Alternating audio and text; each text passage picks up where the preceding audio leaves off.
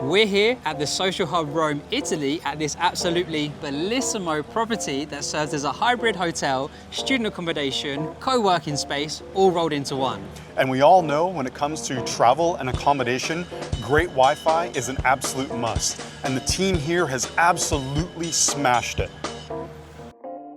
This is just one of 20 plus properties operated by the Social Hub throughout Europe, and it serves their guests with a variety of needs from long-term stay, event attendees, and short-term stay guests as well. And the person who probably knows more about the requirements of guest Wi-Fi than anybody else is our new friend, Hank. I'm Henk Jan Boer. I'm IT Director for the Social Hub.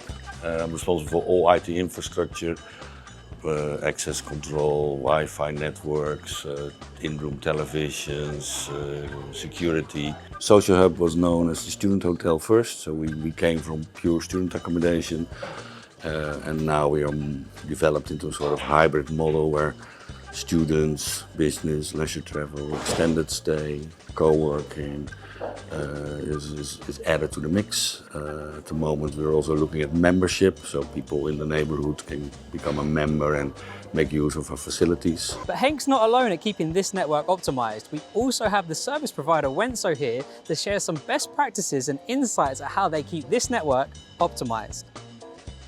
I'm Martijn, I work for Wentzo. I'm a network specialist.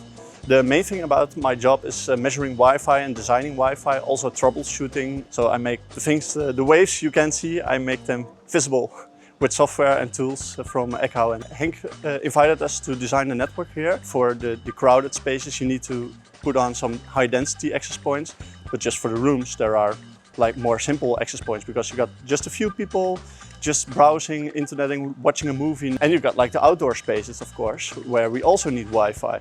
And which access points are they using here at the Social Hub, you might ask?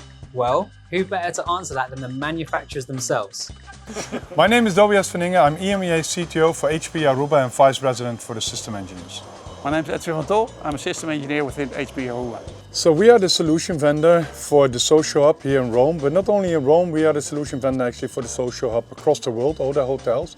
The reason why they select HPE Aruba Central is because it comes from the cloud and they manage hospitalities across the world. So they can manage it from one central location and even compare different hotels from each other. Yeah, so the whole environment is built around HPE Aruba, starting with the core, access switches, all the APs we have here. We have different APs, of course, outdoor, indoor. We use hospitality. We have different sizes, so it depends on density. We can use smaller or bigger APs, and everything is, of course, as I said, managed by Aruba Central. The wireless network here is pretty amazing. I'm consistently getting over 200 megabits per second using the Ookla Speedtest app, and looking around, whether it's hotel guests in the workout area, the restaurant, or even the rooftop bar, they're having a smashing good time as well. Now, as much as I love a good optimization story, this one is a candidate for another program. I'm Alan Blake, and I'm the product manager for the Speedtest Certified program here at Ookla. So Speedtest Certified is a program that goes beyond just validation of Wi-Fi networks. We want to be able to measure application speeds and user performance under typical user loads within certain verticals. The way we do that is by running speed tests as well as additional quality of experience tests. Now this goes beyond just measuring your upload and download speeds. What we want to be able to understand is how well those applications are performing under current Wi-Fi loads. So this would be measuring video conferencing, standard web browsing traffic, and also gaming applications as well. Before we dig into what makes this network work so well, the team got together to plan our approach for surveying every square inch of this 9-floor property. With Sidekick 2's in hand, or more accurately on hip, we set out to collect the precise measurement data needed to visualize the otherwise invisible RF environment. Working together, we made quick work of the survey. We were careful to follow the best practices throughout, walking down the center of narrow corridors, surveying along both sides of the walls, and stepping inside of every room. Well, almost every room. Let me show you the resulting project file, where all our individual surveys have been merged into a single view. When looking at the data in the Ekahau survey app, you can see the survey paths highlighted in different colors. These represent either mine or Troy's survey path. It is worth noting that we were both surveying simultaneously, which allowed us to divide and conquer. Once we had finished our survey of a certain floor, all we needed to do was sync our data to the Ekahau cloud, and it would automatically merge and combine our data together, which was crucial for us collaborating on such a large scale venue as time was not on our side. One tip I would give you before you start your Wi-Fi survey is to enable, on your networking vendor dashboard, if they support it, the broadcasting of the AP hostname. This makes analysing their data so much easier later, when you know the exact location of each AP on a map. Thankfully, HPE Aruba Central supports that and was enabled before we started our survey here. Also, something I like to do when performing my Wi-Fi survey with Ekahau is use the notes functionality. So I can document things like pictures of how the APs are installed or anything unique about the environment that I wasn't expecting. Being able to place a note at a specific location with text or a photo so you can come back to it later in review is really helpful. Now that we have a comprehensive, verified record of the Wi-Fi environment, let's break down exactly why this design works so well for the social hub. So welcome to my hotel room. Thank you very much. Quite literally in my hotel room here at the social Yes. hub. But I thought this would be a great place for us to talk about designing Wi-Fi for some different types of areas for the hotel, because we've been to the co-working space, we've been outdoors, we've been on the roof, we've seen lots of other places. But Martin, how did you guys take the approach to design the Wi-Fi for in the hotel rooms? So for in your hotel rooms, you got like really different kind of people. You maybe want to watch a movie or just hanging out and scroll through your social media and upload some photos because you made some nice pictures around. But you don't do a lot of data throughput in case of in compare with the office spaces or the event spaces. So you need less power for the access point or less thick access points. So we got like the 505H in here.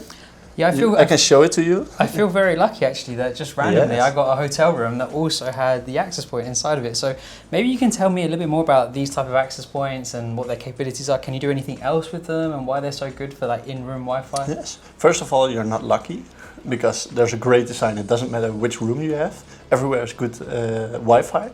But in this case, there have some patch ports, so you can also plug in a wired one. Who wants to plug things in via cable these days anyway, eh? I don't know anyway, so nobody, I guess. Especially if you're on a hotel, who brings a network cable to a hotel? Not me. No, I do, but that's for work purposes. No, and this access point is the best for hotels and especially inside because the aesthetics is way better than one on the ceiling. If you're here at night and you've got like an access point on the ceiling, it doesn't look very nice. Yeah, I guess you'd spot that quite easily. So we was looking at some of the collected survey data. When you look at the access points in the room, you can see that the APs that you've gone for here, they provide really nice coverage for the rooms, and they do cover 2-3 rooms either side. But we did notice that there are sections of the hotel where it's kind of like near the core of where the main hotel is, and it's got really thick like concrete brick walls, and actually when you have the AP right up against that, it kind of attenuates the signal so much, doesn't even go over the other side of that wall, just comes in that way. And one of the things that we noticed in the approach that you guys took with your design is you've not only gone with access points like the 505Hs in the room, but you've also installed APs out in the corridors, in the hallways where people are going to be. And this sometimes is a bit of a controversial topic where people say, oh, you shouldn't place access points in corridors, but actually we've got the data and seen that this complementary of having APs in room and in the corridors works really well. So maybe you could just tell us through the approach for this and the results that you guys have seen as well. You almost gave the answer. You can see it in your measurements. We also did a predictional measurement. We can see the kind of material they're using to build up this building. We see like the very thick concrete, mostly used for firewalls or something, or an elevator. And to use the hallway for placing access points, reduce the amount of access points we need. So it's a reduction of access points, but still the best coverage you can get. And in some places it's better to place them inside the rooms, and in some places it's better to place them outside in the corridors or in the hallways. So that's perfectly fine, and like you told, in your measurement we can directly see it, that it's working on the best way. And also if you walk from your room to the conference rooms, you got perfectly roaming inside the hallways, to the elevator, to the stairs, it works seamless on every spot. I think that is the great conclusion to this part of the story today, is that sometimes it's okay to break the rules and go outside what the normal people say about maybe not putting APs in the corridors, because now, like you said, I go from inside my room, I'm connected, I walk into the hallways, I stay connected, I go into the lift elevator shafts, the lift corridors, I stay connected, I go down into the main lobby areas, I go into the co-working space, and I'm connected everywhere I go. So you can really tell how much time and effort you and your team at Wentzo put into planning out, not just providing coverage in everywhere, but thinking about where people are going to be transitioning, where they're going to be roaming, going throughout the building was really thought of and done well.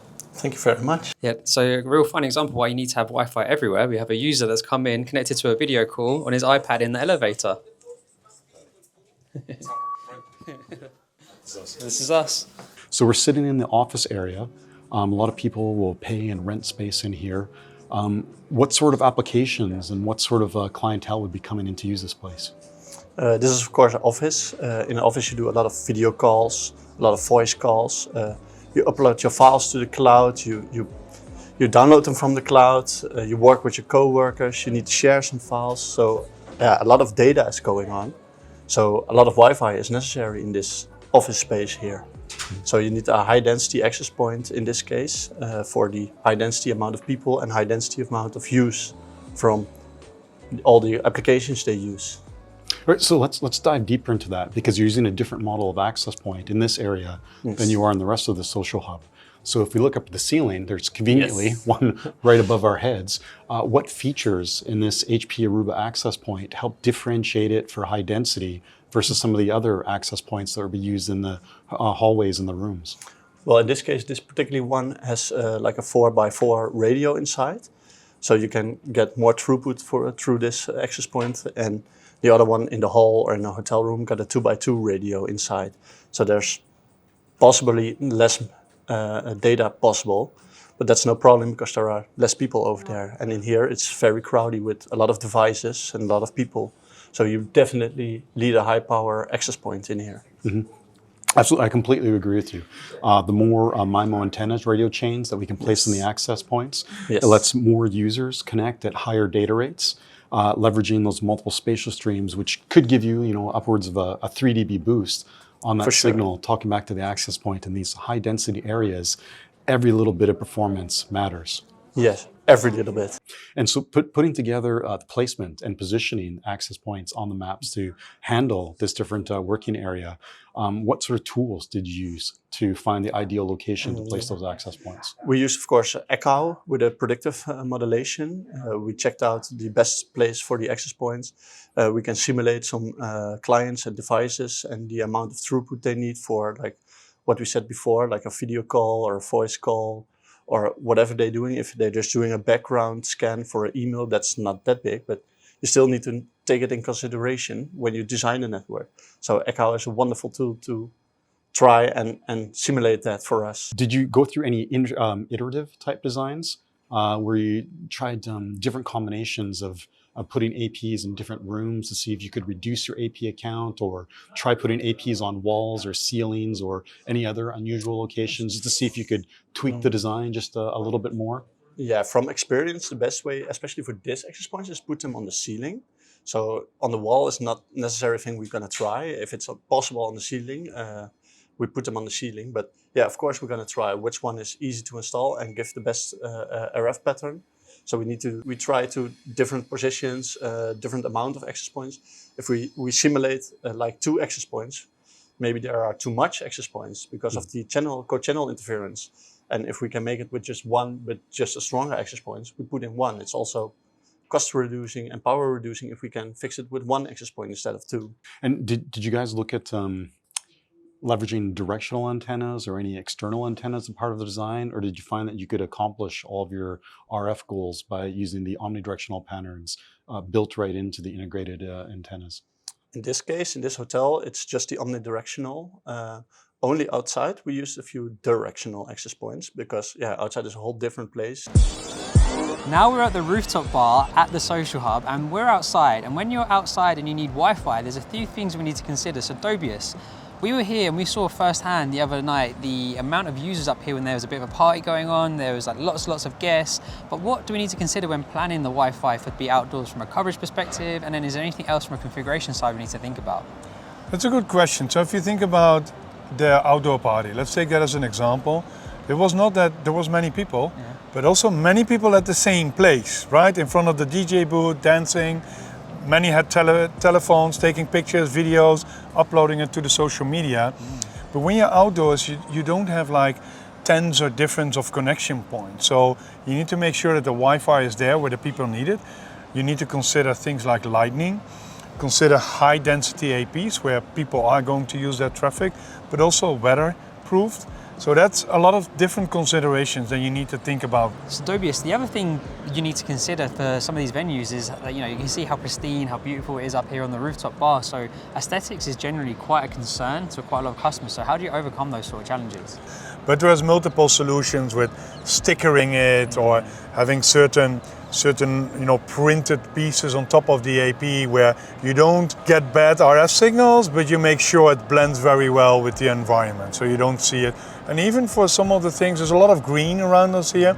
You have pieces that you can put on the ground where you can place an AP in that you don't see it. Sometimes maybe when you went on holiday, you see it in resorts where they have music in, you can also put the AP in there. So there's many different solutions. So Tobias, these outdoor APs that we can see here, they look amazing, but are these the only type of outdoor APs you have, or do you have some others as well? There's multiple versions. They all are weatherized, right, to make sure they don't get wet. But the other thing is for here, there's a smaller one, more omnidirectional, but you can see downstairs where there's a bigger area there, is where we're looking to cover larger areas in different sections or more people at a high density environment. So you need to consider the different amounts of APs for the area that you are designing. Wow. Thank you, Martijn, Tobias, and Edwin for breaking down the different APs in use here and the considerations that went into choosing the specific models for the Wi-Fi design and their locations. Why don't I give us a quick recap? Let's start with the more crowded social areas and co-working office spaces that needed the higher density model APs. So here are a couple of these areas being highlighted now. The model of APs that are deployed in these areas are the HPE Aruba AP535s. They support Wi-Fi 6, 802.11ax, 2.4 and 5 GHz, and have 4 radios and omnidirectional antennas inside of them, which make them a great choice for this use case because they will be able to provide good coverage, the capacity and speed requirements needed to handle the Wi-Fi client devices and their usage requirements for these spaces. Next, let's cover the student accommodation and hotel guest rooms, as these have a different use case and also a different type of model AP deployed. So here is a quick example of some of these spaces highlighted now. The model APs used in the design here are the HPE Aruba 505H APs, which are hospitality specific. These APs are also Wi-Fi 6, 802.11ax, 2.4 and 5 GHz. However, there are some slight differences. These models have 2 radios and omnidirectional antennas, and they are also designed to be installed on the wall, as well as including 4 Ethernet ports for connecting devices in rooms like TVs and phones if required. So why are these APs a great choice for the design in this specific use case? Well, they provide fantastic in-room coverage. Typically will cover anywhere between 1 to 5 rooms depending on building materials. Yes, they don't provide the same amount of capacity or speeds as the 535 APs, but that isn't necessary for this use case. What is more important is providing the in-room coverage, being discreet to the guests, and also multi-purpose with the support for additional Ethernet ports for other devices. And these APs do exactly that. As you can see from the data, they do it very well. The next model of AP that I would like to cover is a variation of this AP, which is the HPE Aruba 505 AP. No H this time. Similar specs to the H variation in terms of the standard of Wi-Fi and the radios and antennas inside of it. The difference here being is that these APs are designed to be installed on the ceiling and do not come with the additional Ethernet ports. Martijn mentioned earlier that these APs have been deployed in the hallways and transitional areas of the social hub, which might be a bit controversial for some people. Let me explain why these APs and the design choice Wentzo made were the right ones. The high density, co-working spaces and accommodation rooms are nicely covered for usage when in those areas. But what happens when a user decides that they need to leave, let's say their hotel room, to go to the restaurant and they want to remain connected over Wi-Fi whilst they take a call, for example? That is where these APs and the consideration to the design by Wentzo really comes into play. To ensure users have a seamless roaming experience over Wi-Fi, there is a few things that we need. One of them being secondary coverage, so that there is enough overlapping signal from the APs for the client devices to be able to smooth the transition from one AP to another. Another criteria that really helps with roaming is APs being able to hear their neighboring APs and build what is called a neighbor report, which the APs can inform our client devices about using something called 802.11k. So, by not only having the specific use case model APs in the high density areas and accommodation rooms, but by also having the 505 APs in the transitional areas of the social hub, like the hallways and lift lobbies, this means that no matter where you go inside the social hub, you can connect and stay connected to Wi-Fi everywhere. Last, but by no means least, the outdoor areas that need Wi-Fi are covered by the HPE Aruba 565 and 577 AP models. Both these model APs are Wi-Fi 6, 802.11ax, 2.4 and 5 GHz. The slight difference between these model APs is that the 565 is a 2 radio omnidirectional antenna AP, whereas the 577 model has 4 radios and directional antennas. For areas like the first floor terrace, the rooftop, and some ground floor areas, the 565 AP with omnidirectional antennas is a great choice to meet the coverage and capacity requirements. Then, for certain areas of the ground floor outside, leveraging the 577 model APs with directional antennas was an excellent choice to focus coverage on specific locations. In total, there is close to nearly 250 APs deployed at the social hub here in Rome, with many variations of models to meet specific design requirements for the Wi-Fi network. Fast time to resolution is critical when resolving issues at properties like the social hub, where you need to balance short-term guest needs with long-term residents and the demands of a co-working space. Let's take a look at some troubleshooting best practices for hotels and hospitality. With all the users that show up here, do you have any odd or bizarre client devices that struggle to connect to the Wi-Fi network? Well, we have a lot of different guests, students from all over the world, so sometimes there are like old iPhones or old mobile phone devices which are not really up to date, so we sometimes struggle with it. We have our own equipment, so we got payment terminals, kiosks, and salto encoders which need to be constant on because people check in from here, pay from here. We have point of sale devices, again payment terminals and order keeping devices. So yeah, you have a mix of different restaurants on both ends of the hotel, the rooftop bar. Yeah. So I guess in addition to using the network management system from HPE Aruba, there's a local test that you could also run, if you don't mind me showing you. Yep. For these payment or the registration check-in devices, if you just place a Sidekick close to one of these registration devices, launch the Ekahau Client Analyzer app, open up the client analysis tool, the Sidekick scans for any clients that are around the network. Okay. Right, and the ones that are closest to the Sidekick, they'll populate to the top of this list, and then you can click on one of those clients, and just by clicking out that device, we can then figure out it's an iPad, which is probably this one. Yeah, exactly. Figures out the device type and its capabilities.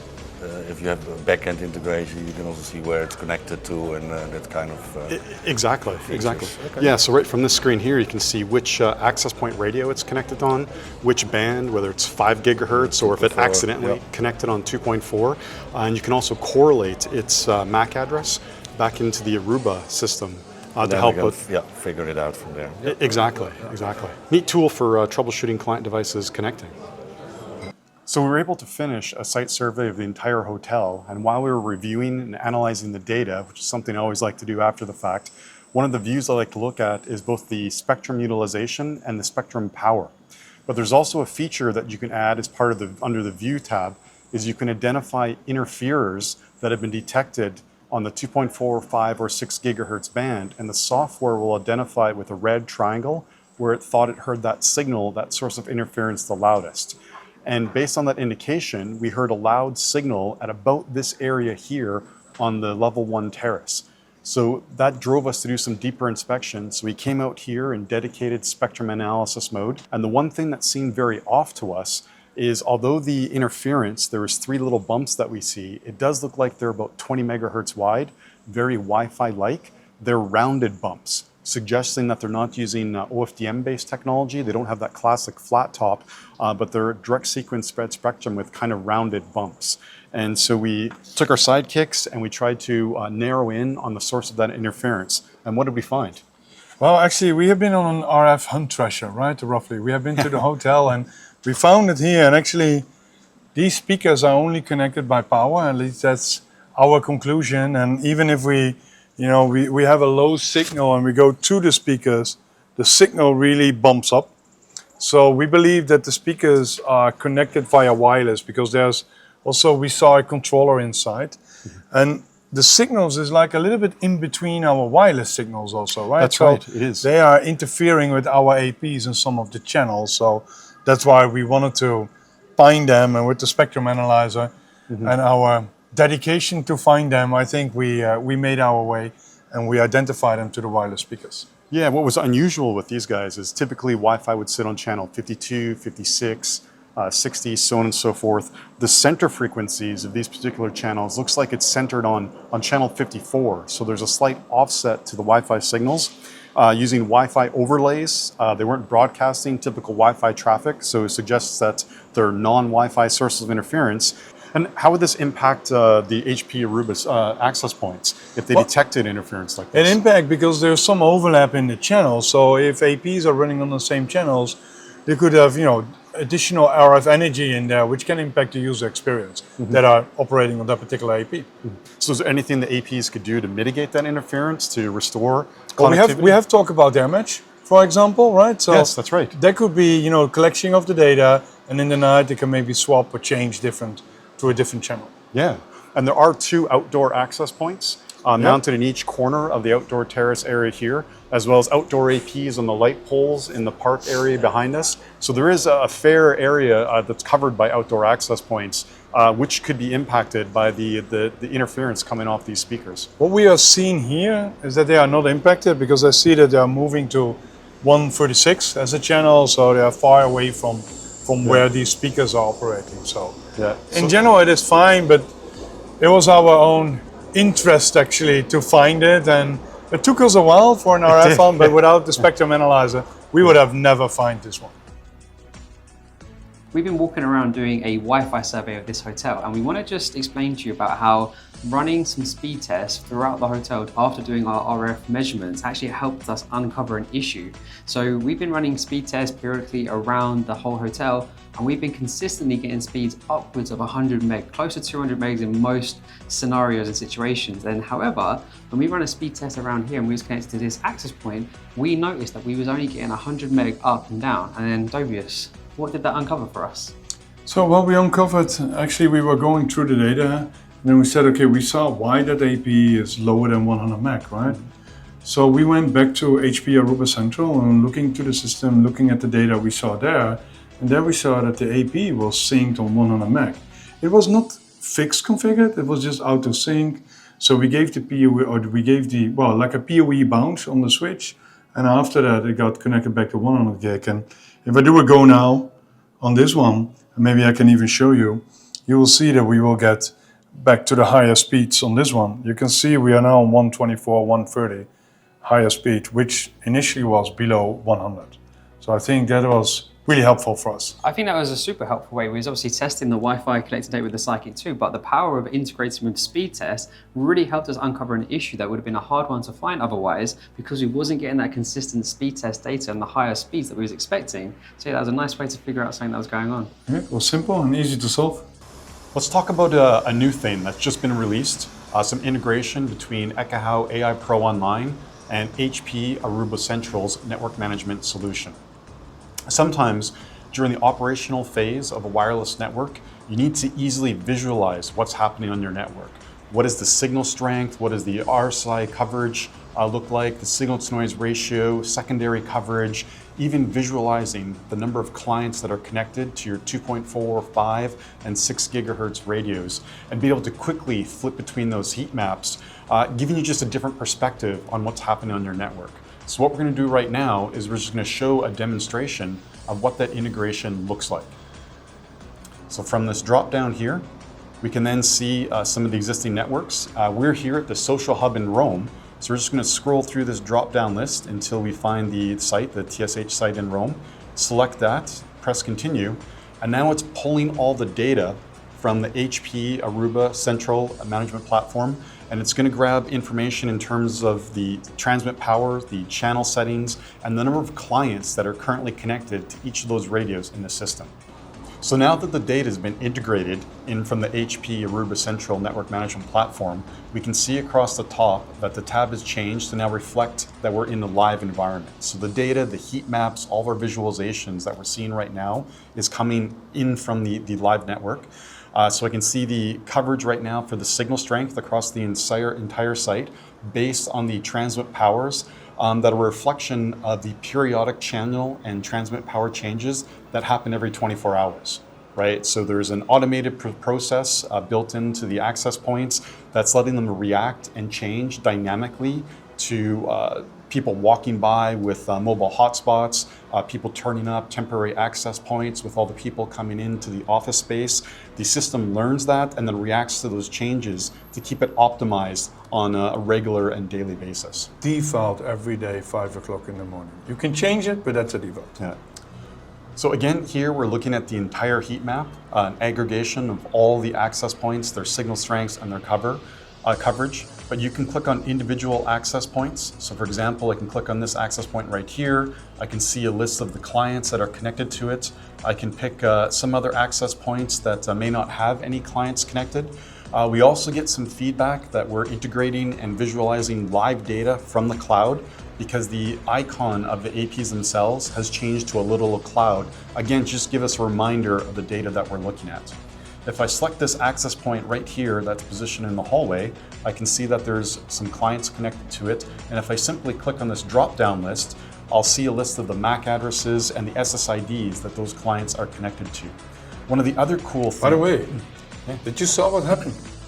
One was connecting additionally. There were like two, and it was like one was live added to it. I did catch that just out of the corner of my eye. In real time, as an additional client roamed or connected to this particular access point, we saw that list update, refreshing the number of clients connected to this particular radio.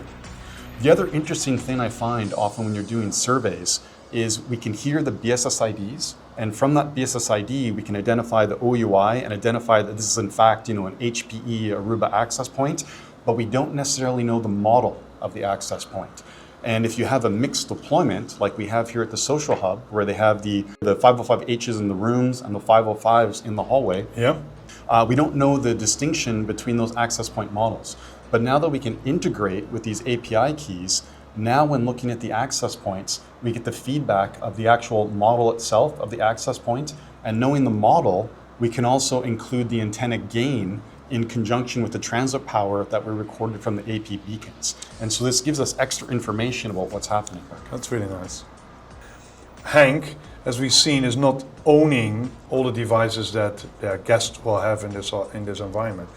The other question I would have, if you're looking at Hank, when you were connecting to the API, you saw the amount of locations he needs to manage, but I also know that the Social Hub is growing rapidly. They will expand in every major city and want to be the Social Hub in those cities. Yes. So, but Hank also needs to control everything from Amsterdam. So how will this help Hank to do remote operations?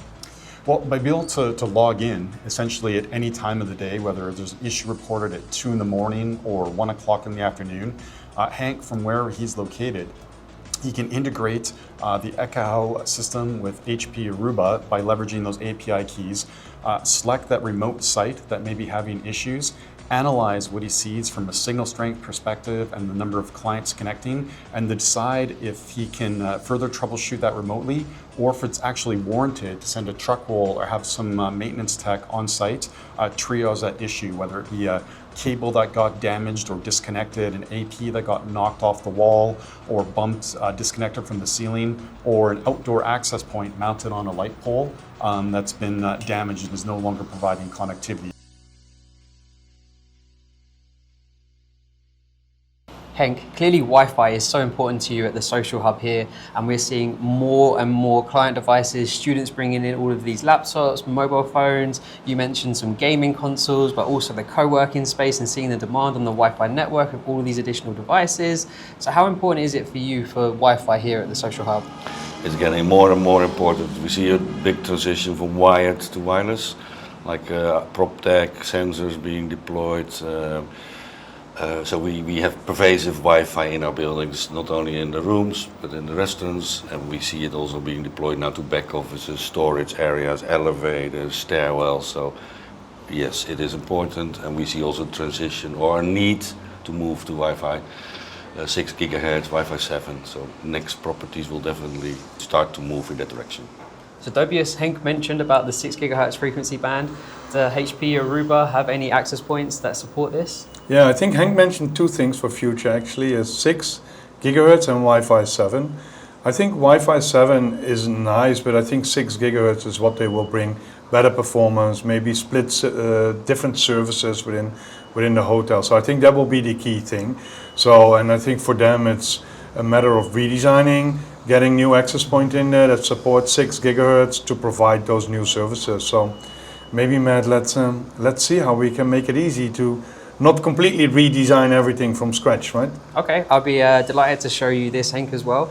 And with our software called Ekahau AI Pro Online, and we have surveyed the entire hotel on all of the floors. We have the survey data. We have a feature that we can leverage the power of collected survey data and our AI and machine learning. When we push this into our cloud, based on the survey data collected, we can simulate upgrading from one model access point that maybe just supports 2.4 and 5 gigahertz to an access point that supports also 6 gigahertz and other technologies in the future. So we can give you a bit of an example of when you guys are ready to upgrade sometime in the future.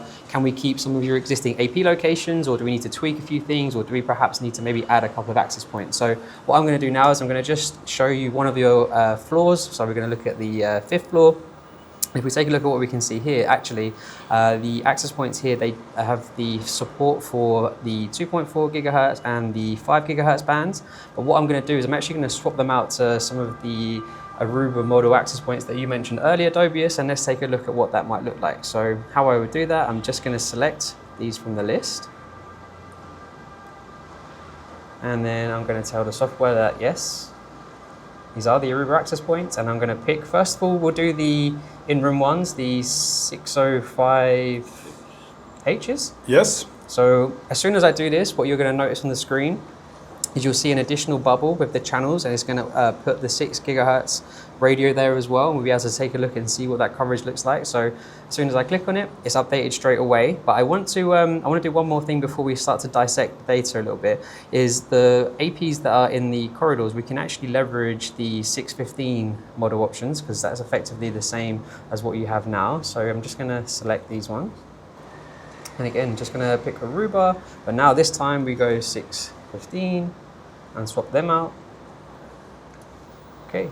And now let's take a look. So what we can see here now is we look at the access points that have changed, and we can see that all of them have changed to the different model access point. And by the way, we've not drawn any kind of wall or obstacle here. This is just survey data. And now we can flick from looking at just the 5 gigahertz band, we see the option for 6 gigahertz. And when you take a look at the 6 gigahertz, you can see that you still get great coverage in pretty much all of the locations, but there are a few places where maybe we want to add another access point or maybe change some of the transmit power settings. But you can see that from just looking at this data, you can pretty much leverage most of your same AP positions, and you can swap to a 6 gigahertz capable model access point. So when you're ready in the future to upgrade, this is a nice way to be able to verify and see if you're going to be able to do this upgrade and you keep some of your existing AP locations, or if perhaps maybe you need to add in 1 or 2 access points in some locations, but still no more than 10% because it was such a well-designed and deployed Wi-Fi network. So if I look at your screen here, right? So when you swapped it, because we have been discussing there's multiple models here, right? So you swapped the hospitality, or let's say the in-wall, in-room kind of model for another one, and you swap the hallway models for another type of 6 GHz version AP. So did it automatically make the channel plan for that during the swapping? Ah, okay, that's nice. So now we have a channel plan for 6 GHz. We can change it for here. Now it's using 80 megahertz wide channels, but if I wanted to, I don't know, maybe go for narrower channels, I can just select all of the access points, come down to where it has the channel bandwidth here, turn off automatic, and then we can pick it to be 20 megahertz wide channels, for example. And also if we wanted to change the transmit power slightly to bump it up to, I don't know, like 17 dBm transmit power, we can relook at the data, and you can see now on 6 gigahertz that you've got great coverage in lots of locations. And then if we dissect it maybe over here in this section, maybe we would want to install another access point here. And what we can actually do to simulate that, I can actually just grab this access point and then put another one in, move it over here and install it into this location. And you can actually see now you would have complete coverage everywhere from the upgrade to 6 gigahertz, leveraging. So in this case, only one AP extra. Yeah. But if you're looking at from Hank's perspective, from an operational perspective, we like to talk about the channels and the bandwidth and everything.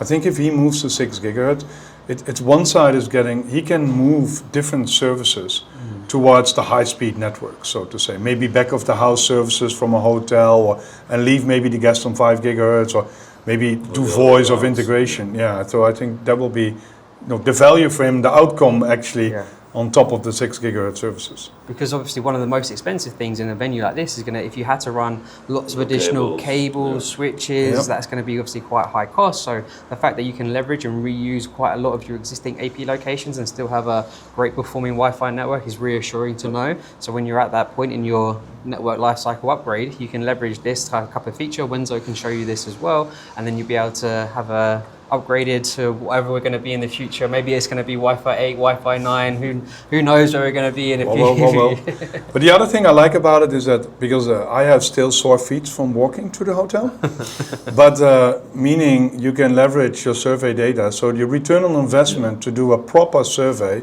is much better if you do it like this, right? So you can reuse it actually. Exactly. So and you can play with it as well. Yeah, if you to run different scenarios. Yeah, exactly. If you want to, so what Hank said is that you can play with this and like simulate making some changes. For example, if you wanted to move this access point from one room to another, you can simulate that and you see the heat map change. We automatically know that there's walls here and the different attenuation losses as you go between these different rooms, so you can see it change. It's pretty cool, right? Like the fact that it knows all of these materials, even though there's not any kind of obstacles or attenuation drawn in the software. It's just survey data and then the power of our cloud analyzing it for you. So yeah, if you want to run some like what if scenarios and some simulations that maybe like change a few positions or add some positions or do some sort of redesign, or you just want to play and see the pretty heat maps, you're more than welcome to do that as well. Oh, super nice. Well, Wi-Fi is very important for us and our guests, first of all, because I think that we are all connected now with Wi-Fi and internet, so it's a must.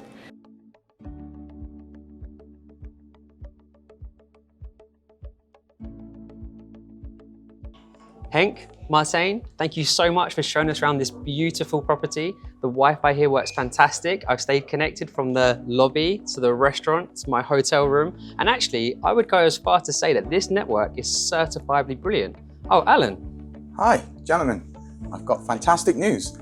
I've completed my network assessment of the social hub here in Rome and can confidently say congratulations, you're now Speedtest certified. That's wonderful. Congratulations, Ryan. Congratulations, Henk. We want to recognize and give a huge shout out to the team at the Social Hub, Wentzo, and HPE Aruba for walking us through this excellent Wi-Fi network. Links in the description for everything we've covered in today's video, including Speedtest Certified if you think your network is up for the task. Thank you for watching, and we'll see you on the next video.